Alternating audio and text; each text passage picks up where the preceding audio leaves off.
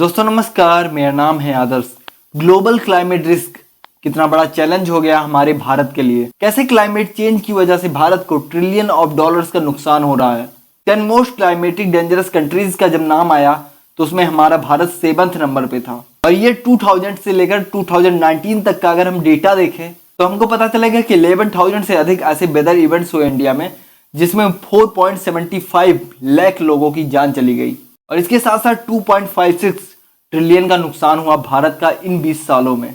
और अगर हम 2019 में भारत के 14 राज्यों में आए हुए बाढ़ को अगर देखें तो इसमें मिलियंस ऑफ पॉपुलेशन पे इसका गहरा इम्पैक्ट पड़ा। इसके साथ कई सारी फसलें भी खराब हो गई। और उसी टाइम पे आए हुए साइक्लोन जिसका नाम था फानी, उसने लगभग 28 मिलियन लोगों को प्रभावित किया।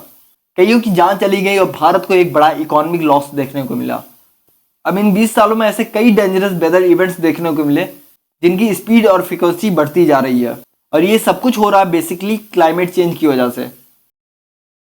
और दोस्तों अगर हम इंडिया के फ्यूचर पर नजर डालें, डेलॉयट इकोनॉमिक इंस्टीट्यूट ने इंडिया को वार्न किया कि अगर इंडिया समय रहते कोई प्रिवेंटिव स्टेप्स नहीं उठाता है तो इंडिया को लगभग 6 ट्रिलियन लॉस देखने पड़ेंगे। और ये इकोनॉमिक लॉस इंडिया को डेवलपिंग कंट्री से एक अनडेवलप्ड कंट्री बना सकता है, क्योंकि इकोनॉमी को मेंटेन करने वाले अधिक से अधिक सेक्टर्स इससे बहुत बुरी तरीके से प्रभावित हो रहे हैं।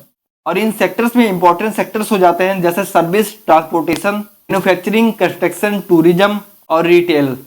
आप शहरों में ही देख लीजिए किस तरीके से जल भराव की वजह से ट्रांसपोर्टेशन प्रभावित होता है। गुड्स एक जगह से दूसरी जगह पर सप्लाई नहीं हो पाते हैं। इस वजह से रिटेल और कंस्ट्रक्शन जैसी चीज़ों पे रुकावट आती है। अब दोस्तों ये एक छोटा सा एग्जाम्पल आपने बस अपने शहर तक देखा, लेकिन इंडिया की इकोनॉमी की रीढ़ की हड्डी जो एग्रीकल्चरल इकोनॉमी है, जैसे कि बाढ़ से उत्तर प्रदेश, बिहार और असम में फसलों को नुकसान होना, ये एक जीता जागता सबूत हमारे सामने दिखाई देता है। भारत के कई सारे कोस्टल स्टेट्स साइक्लोन जैसी समस्याओं से जूझ रहे हैं। इसके साथ साथ लगातार ग्लेशियर्स पिघल रहे हैं। हमारे गंगोत्री और यमुनोत्री का हाल तो आप जान ही रहे हैं।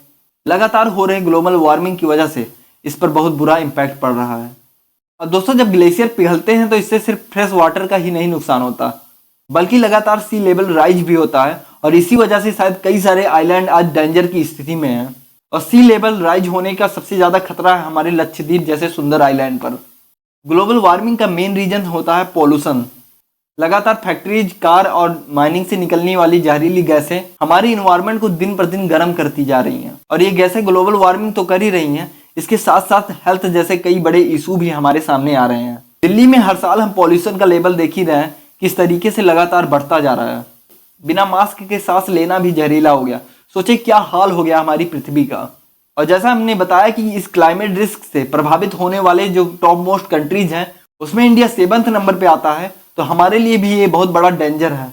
और अगर हम वाटर पॉल्यूशन की बात करें तो हमारी गंगा जैसी होली रिवर इतना ज़्यादा डेंजरस होता जा रहा है कि उसका पानी डायरेक्टली पीना अब हमारे हेल्थ के लिए हार्मफुल हो गया है। भारत इतनी बुरी तरीके से इफेक्टेड हो रहा है क्लाइमेट चेंज की वजह से, तो भारत को स्टेप्स तो उठाने ही थे। जैसे 2015 में लगभग सभी देशों ने पेरिस एग्रीमेंट में रेटिफाई किया था, उसी में भारत ने भी कई सारी शर्तें एग्री की थी। अब दोस्तों बेसिकली देखा जाए तो डेवलप्ड नेशन ही जिम्मेदार है इस क्लाइमेट चेंज की वजह से। और कई स्कॉलर्स और साइंटिस्ट इसको क्लाइमेट चेंज नहीं बल्कि क्लाइमेट क्राइसिस के तौर पे देख रहे हैं। इंडिया ने 2015 में पेरिस एग्रीमेंट में 3 शर्तें मानी थी।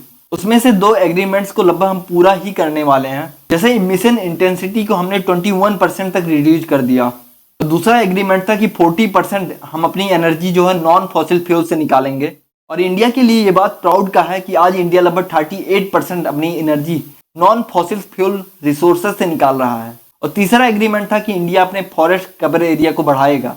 अब भारत सरकार तो कहती है कि लगातार हम अपने फॉरेस्ट एरिया को बढ़ा रहे हैं, लेकिन इंटरनेशनल रिसर्चर्स और सैटेलाइट इमेजेस ये बताते हैं कि इंडिया में फॉरेस्ट एरिया लगातार कम हो रहा है। इसके पीछे का मेन कारण ये बताया जा रहा है कि लगातार भारत में पेड़ कटाई हो रही है। दूसरा बड़ा कदम इंडिया ने उठाया अब की बार COP26 के कॉन्फ्रेंस में। COP का मतलब है कॉन्फ्रेंस ऑफ पार्टीज, जिसमें इंडिया ने बताया कि आने वाले 2030 तक हम अपना 50% एनर्जी रिन्यूएबल रिसोर्सेज से निकालेंगे। इसके साथ हमने जो सेकंड प्रॉमिस किया वो ये था कि 2030 तक हम लगभग 1 बिलियन टन तक कार्बन के इमिशन को कम कर देंगे। अब इतना बड़ा रिडक्शन होगा तो इसका फायदा जरूर मिलेगा इस हमारे अर्थ को। चाहता हूं, पहला, भारत 2030 तक अपनी नॉन फोसिल एनर्जी कैपेसिटी को 500 गीगावाट तक पहुंचाएगा।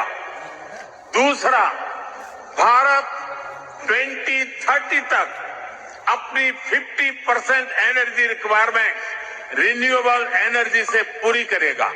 तीसरा, भारत अब से लेकर 2030 तक के कुल प्रोजेक्टेड कार्बन एमिशन में 1 बिलियन टन की कमी करेगा। इसके साथ हमारे प्रधानमंत्री नरेंद्र मोदी ने नेट जीरो 2070 तक करने की बात कही।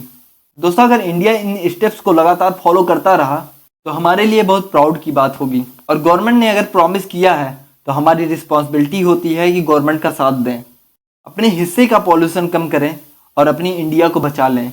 और सरकारों को भी इन छोटी छोटी चीज़ों पर ध्यान देना चाहिए कि सिर्फ ठंडियों के दिनों में पॉल्यूशन को कंट्रोल करने के लिए दिवाली के समय पर पटाखे ना बैन करें। अगर पटाखे वाकई में हमारे इन्वायरमेंट के लिए डेंजरस हैं तो क्यों ना गवर्नमेंट उसको पार्टीज में, विवाह में, हर जगह उसको बैन कर देती है। दिवाली में अगर पटाखे जलाने से पॉल्यूशन हो रहा है तो नेताओं के जीतने के बाद जो जश्न मनाए जाते हैं उसमें भी पॉल्यूशन होता है, उसमें भी हमारे इन्वायरमेंट को नुकसान पहुंचता है।